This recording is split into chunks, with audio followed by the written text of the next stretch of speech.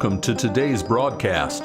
This is Matthias 76, and together we are Decoding the Deception. Every video, no matter what the topic, we introduce in the same way. This is Matthias 76, and we are Decoding the Deception. For the longest time, I was not decoding the deception. I was duped by the deception. What a catchy YouTube channel that would make. Duped by the deception. It is not easy for me to admit that. Frankly, it's embarrassing. I like to think I'm a fairly intelligent man. Modesty aside, I am a fairly intelligent man. So, how did I get duped? I've spent a lot of time thinking about that. Today, I want to share with you a little bit of what I have learned. And I confess with a great deal of shame that the reason I got duped was I thought I was doing something I prided myself in, but I was not doing it as well as I thought. Thinking. My parents, for that matter, my grandparents, taught me something I appreciate greatly. Think for yourself. Don't accept the easy answer. Think and evaluate for yourself. I condense what my father taught in this regard down to this. Few people are stupid. Most people choose not to think. Don't be one of them. The better teachers and professors I had reinforced the same lesson, and I thought I had learned it well. I thought I was thinking, and I was, in a fashion, but part of thinking, and it turns out a big part of thinking, is being aware of all the things you should be considering in your thought process, your deliberation. If I shut off access to a large part of the data I should be considering in my deliberation, then it is not likely I will land on the right conclusion. So the question is, why? Why would I choose to not consider important information, relevant data, pertinent facts? And yes, I did choose to ignore information that should have factored into my thinking. And there is an answer. It was intentional. I went through a thought process, and as I did, I applied something that I had learned to believe and hold on to as true. If it is a conspiracy theory, ignore it. Pay it no heed. It is the product of aberrant minds, kooks who have nothing better to do than think that the government is slipping poison into their pancakes and allowing the CIA to spy on them with super secret technology hidden in the lid of their peanut butter. The extra crunchy, the smooth is safe. Everyone knows that. Conspiracy theory. What power that term has. I know it had power over me. I heard the word conspiracy and my brain literally shut down. My ears turned off and I heard no more. I did not assess if there might be any validity to the theory. I did not listen. I did not read. I did not check a single document or look at a single referenced book, article, or video. Why? Because I'm not an idiot. Only idiots believe in conspiracy theories. How did I know that? Because everyone knows that. If you believe in conspiracy theories, you're an idiot, moron, doofus. Pick your pejorative. I was not going to be one of them. So, apply this label, and to me, it might as well have been this label.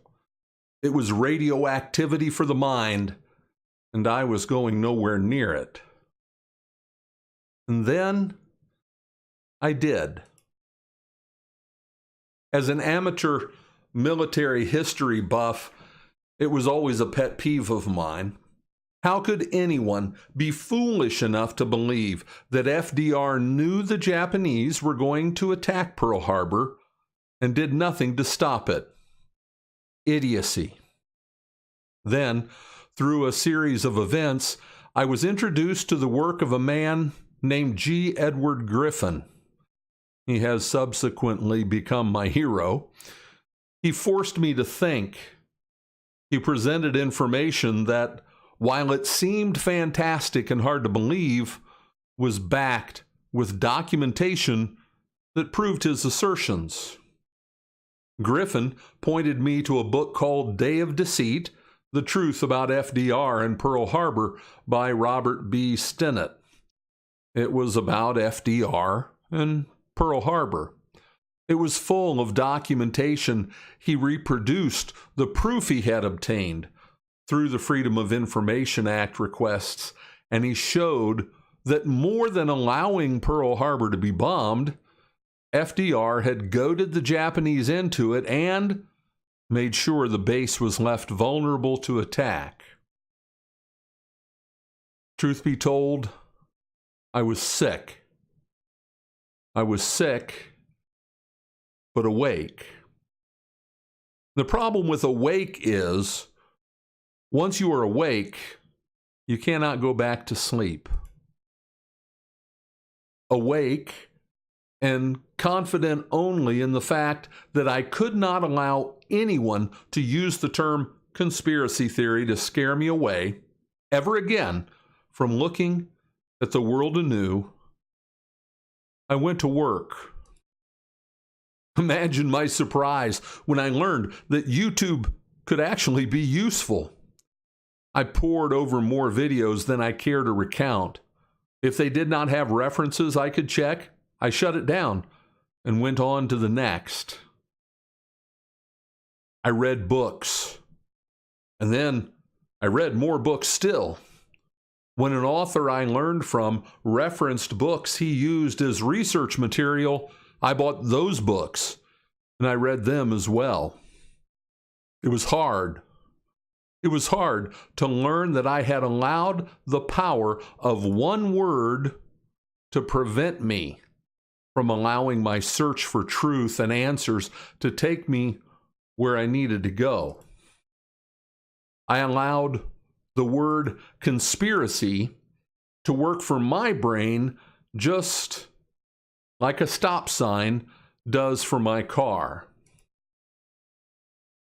Another important point: this word has been given the power it has.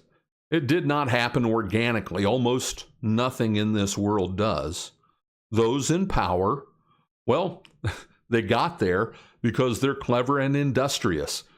And they figured out that if they program us through the media, they control that media.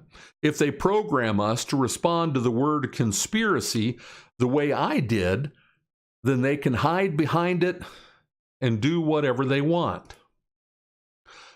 They have conditioned you so that seeing this on a news story or an idea has the same effect as putting the nuclear radiation sign on barrels. You're not going to open it. You do have to hand it to them. It is quite clever and effective in an evil Bond villain sort of way. For me, my faith in Jesus Christ is the lens through which I see and understand the world. I hope it is the same for you. So as I came to this uncomfortable realization that many of those in power in government and industry were working in deceptive ways toward nefarious goals, I had to plug it into the one gauge of truth that I knew that I could always trust. The one who is the way, the truth, and the life. I can astound myself sometimes, and not in a good way.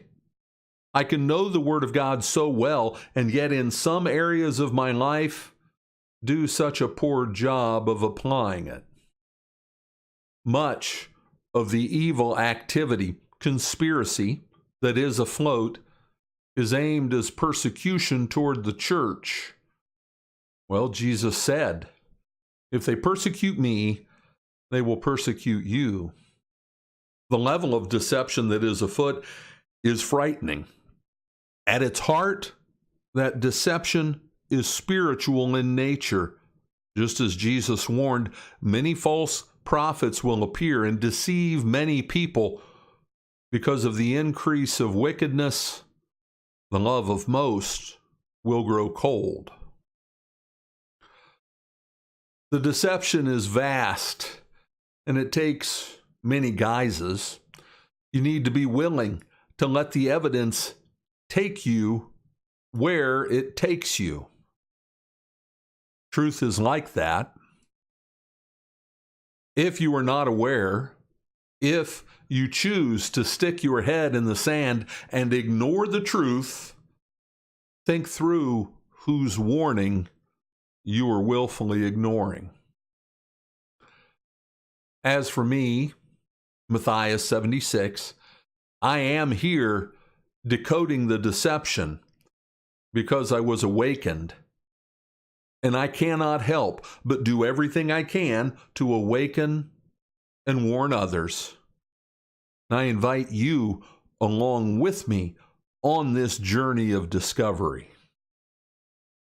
To help in that journey, we've put together a website, and we believe it's more than your average website. Here at Decoding the Deception, you can go out and find materials, references to help you on your personal journey of discovery, your journey of decoding the deception. Every day we put the videos that we've produced out. We do a daily devotional video. We do a Bible deep dive a few times a week. Here on this page, where I want to direct you is here at the Research tab. You can click on the Research tab, and here we've got our mission, a little bit about that, but we have resources available. The first thing I want to point you to is the recommended reading list. Here you can go out and you'll see references to books, links to Amazon to buy those books, and right here, we go down far enough, you're going to see there, Day of Deceit, the book that I referenced today. It is an excellent resource. You click here, it's going to take you directly to Amazon, and you can buy that book. You can read it to yourself. And I encourage you, read books. Read books. It stimulates the mind in ways that watching videos does not. But you can also go to our knowledge base. And here at our knowledge base, you will find it is searchable. And there are over 260 YouTube videos that we have screened and pulled together that we believe will be helpful. So just with the topic that we talked about today, World War II, you can search and find that there are a number of different videos that you can watch about World War II and some of the deception that went on there. But check it out. Use our website, use that resource, dig in for yourself, and decode the deception. That concludes our broadcast for today. We invite you to visit our webpage. We don't want to let the social media technocrats keep us apart. YouTube can shut us down at any time. We have a plan to keep in touch. We need your email address to make that work. And we promise we will not email you for any other purpose. In order to make this broadcast work, we need your support. You can go to our support page on our website, or you can use the links below to either Patreon or PayPal. We hope you enjoyed this video, and if you did, give us a like, and if you like it, please consider sharing this video with someone else. We would love it if you would subscribe, and if you subscribe, make sure and click that bell so that you're notified when we put out new videos. We love to hear from you, so down below in the comments section, let us know what you think. This is Matthias 76. Together, we are decoding the deception. God bless and have a great day.